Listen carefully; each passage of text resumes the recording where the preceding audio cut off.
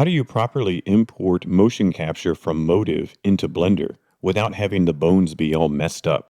Look at these two imported motion capture animations. One looks like a normal animated figure, and the other looks like some sort of teleportation mishap happened to the bones. How do we properly import armatures from tools like Motive into Blender and have everything look correctly? There's a special step. First, go to File, Import, FBX. Navigate to where you have your captured motion capture animations from Motive. I'm going to select this one right here. The important step is down in Armature. Twirl out Armature in Blender and then make sure Automatic Bone Orientation is selected.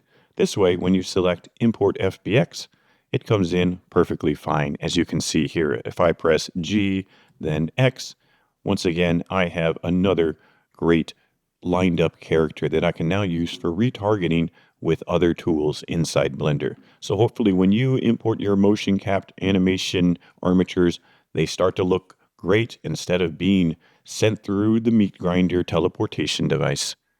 Happy 3D modeling!